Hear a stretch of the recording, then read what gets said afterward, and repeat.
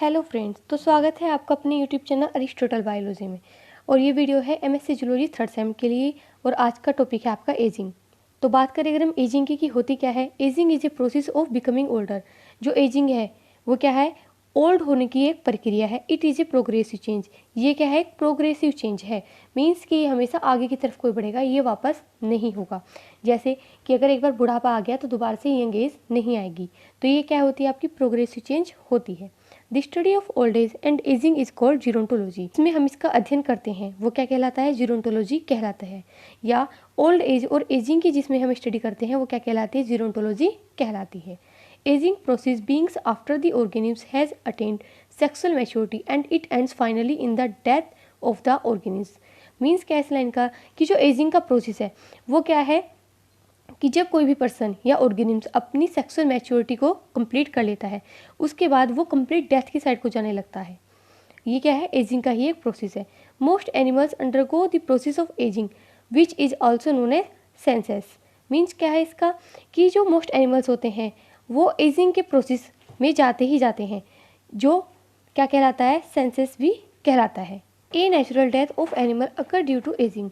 तो जो natural death होती है किसी भी एनिमल की वो किसकी वजह से होती है, एजिंग की वजह से होती है। फिर नेक्स्ट आपका क्या होता है, सीनेसेंस होता क्या है, the process of ageing at cell and organism level. तो ये क्या है, एजिंग एक प्रोसेस है किस लेवल पर, सेल और ऑर्गेनिज्म के लेवल पर। The process by which a cell loses its ability to divide. तो वो प्रोसेस जिसके द्वारा कोई भी जो सेल है वो अपनी डिवाइड करने की जो एबिलिटी को खो देती है, ग्रो एंड फंक्शन, और अपने एक तरीके से विकास और उसके कार्य को भी खो देती है। This loss of function ultimately ends in death. और यही जो धीरे धीरे फंक्शन खोया जाता है या जो कम होता है वही किस में कन्वर्ट हो जाता है, डेथ में बदल जाता है। बात करें अगर हम सिम्टम्स की एजिंग की, तो इसके सिम्टम्स क्या क्या होते हैं, more grey hair on your head. फिर जो हेड रीजन है उसमें ग्रे हेयर ज़्यादा प्रेजेंट होंगी। Skin is not as smooth as it used to be. और जो स्किन है, जो त्वचा है, वो भी इतनी ज़्यादा स्मूथ नहीं रहेगी जैसी यंग एज में रहती है। बात करें अगर हम ग्रुप्स की, ग्रुप्स ऑफ एजिंग थ्योरीज, तो बात करें अगर हम थ्योरीज की तो वो क्या क्या होती है, इसको दो पार्ट में डिवाइड किया गया है, फर्स्ट और सेकंड। तो फर्स्ट में जो है उसमें हम क्या बात करेंगे, एजिंग इज नेचुरल, कि जो एजिंग है वो क्या होती है, प्राकृतिक होती है, and programme in the body, और ये क्या होती है, बॉडी में फिक्स रहती है। सेकंड क्या है फिर, ageing is a result of damage which is accumulated over time. तो जो एजिंग है वो क्या है, डैमेज का एक रिजल्ट है जो धीरे धीरे करके एक्यूमुलेट या एकत्र होता रहता है।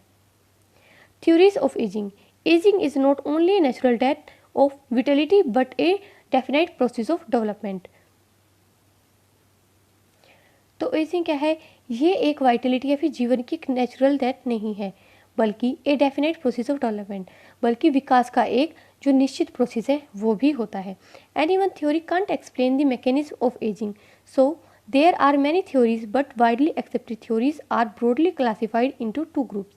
तो कोई भी एक थ्योरी एजिंग के मैकेनिज्म को डिफाइन नहीं कर सकती, इसलिए बहुत सारी थ्योरीज दी गई हैं। और उनमें से जो सबसे ज़्यादा एक्सेप्टेड थ्योरीज है वो कौन कौन सी है, आपकी सेलुलर थ्योरी और extra cellular theory.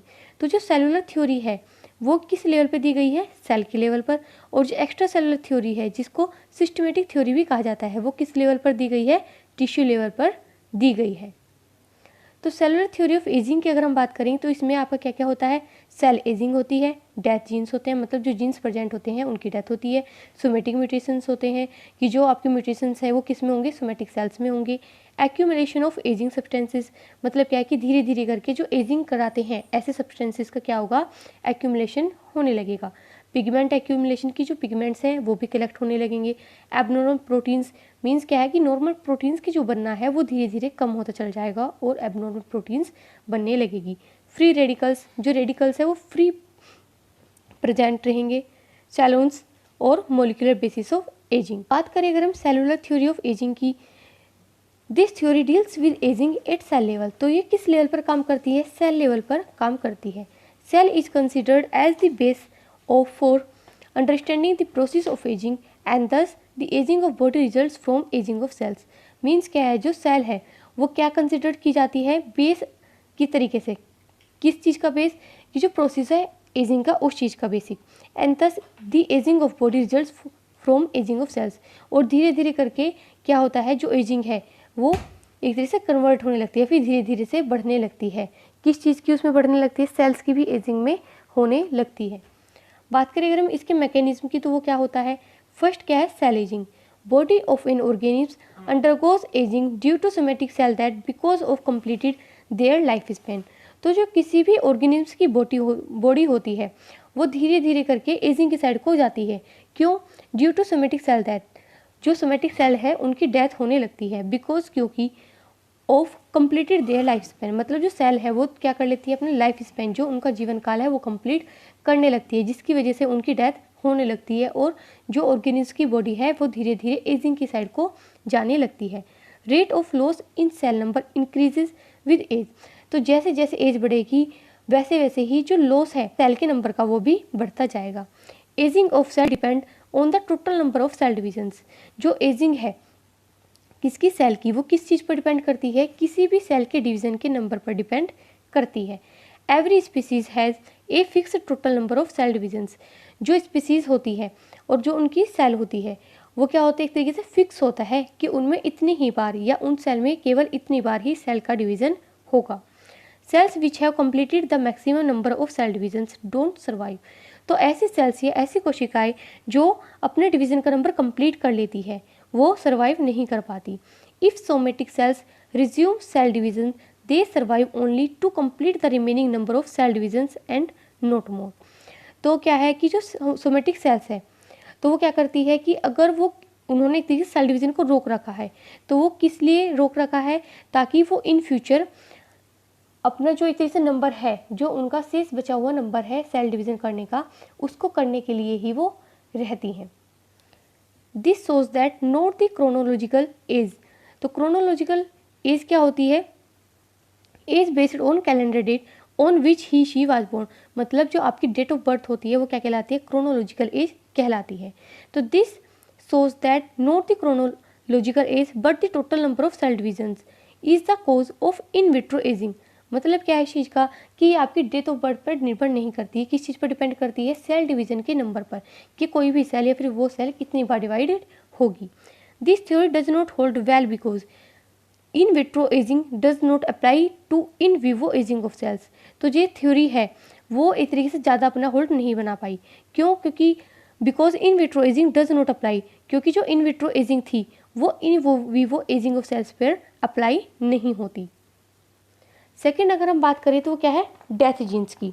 Embryonic cells die with age according to a genetically programme cell death, तो जो एम्ब्रियोनिक सेल्स होती है तो जो उनकी डेथ होती है वो किस चीज़ पर बेस करती है, जेनेटिकली प्रोग्राम सेल डेथ पर वो डिपेंड रहती है। मतलब क्या है कि ये एक तरीके से फिक्स होता है कि कोई भी सेल कितनी बार डिवाइड करेगी। There are many cells in the body which never loses their capacity to divide, मतलब क्या हमारी बॉडी में बहुत सारी ऐसी सेल्स प्रेजेंट होती है जो अपनी डिवाइड होने की कैपेसिटी को कभी भी नहीं खोती, इवन इन एज्ड एडल्ट्स, मतलब क्या है कि बुढ़ापे में भी या फिर एडल्ट टाइम में भी वो अपनी चीज़ को या फिर डिवाइड करने की कैपेसिटी को नहीं खोती।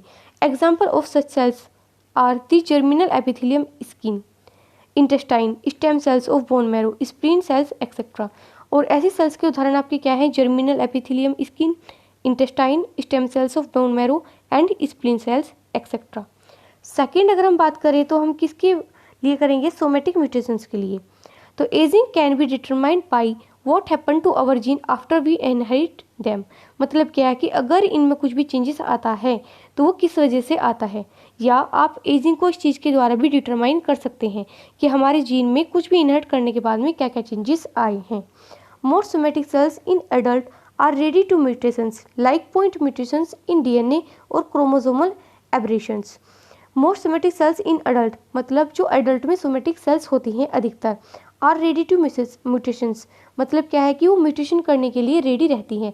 like point mutation, मतलब पॉइंट वाला म्यूटेशन in DNA, DNA में पॉइंट वाला म्यूटेशन और chromosomal aberration. Such mutations bring genetic damage harm, और जो म्यूटेशंस होते हैं माइन्यूट भी, वो भी किसी भी बॉडी को हार्म कर सकते हैं जेनेटिकली। बिकॉज ऑफ दिस, इसी कारण cell function is affected it, जो सेल का फंक्शन है वो इसको अफेक्ट करता है, एंड इट में फैटल, और ये घातक भी हो सकता है। More mutagenic lead to faster ageing of the cell and decreases longevity, मतलब क्या है कि अगर ये हमारे लिए फर्टाइल होगा तो क्या होगा कि जो सेल है वो क्या होगी, एजिंग की साइड को ज़्यादा जल्दी बढ़ेगी और जो हमारा जीवन काल है उसको घटाएगी। फिर नेक्स्ट पॉइंट आपका क्या है, एक्यूमुलेशन ऑफ एजिंग सब्सटेंसेस। मतलब क्या है, जो एजिंग कराते हैं सब्सटेंसेस उनका कलेक्शन या उनका एक्यूमुलेशन होना।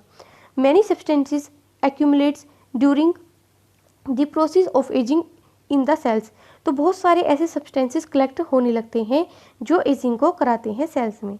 These are broadly classified into the following categories.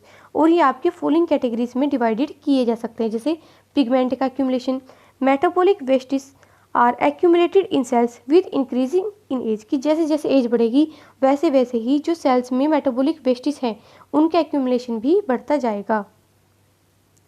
फिर नेक्स्ट क्या है, एबनॉर्मल प्रोटीन्स, फ्री रेडिकल्स, चैलोन्स। ये आपकी क्या है, कुछ कैटेगरीज बताई गई है किसकी, एक्यूमुलेशन ऑफ एजिंग सब्सटेंसेस की। नेक्स्ट अगर हम बात करें सिस्टमेटिक थ्योरी, तो बी पार्ट आपका क्या आ जाता है, सिस्टमेटिक थ्योरी का।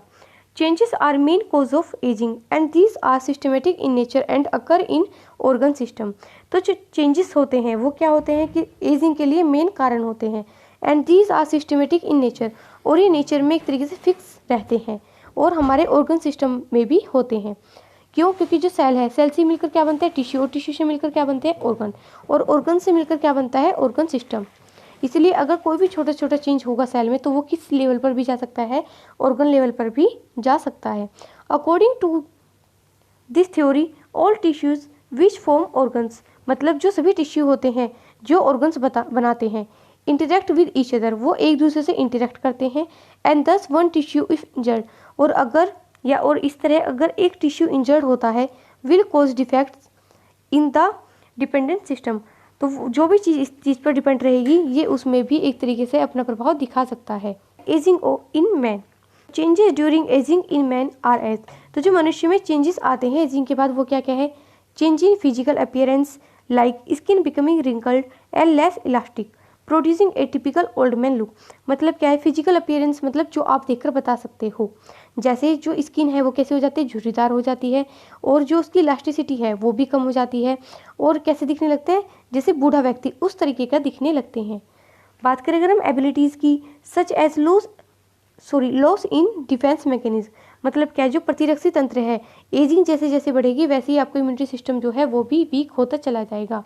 बात करें अगर हम कारण की कि किस वजह से एजिंग होती है, तो लैक ऑफ न्यूट्रिशन, कि अगर न्यूट्रिशन की कमी हो या पोषण की कमी हो, डीएनए रिपेयर की वो सही से रिपेयर ना हो पा रहा हो, अनफोल्डेड प्रोटीन रिस्पॉन्सेस और माइटोकॉन्ड्रियल डिसफंक्शंस। ये क्या है, आपके कुछ कॉजेस बताए गए हैं एजिंग के लिए।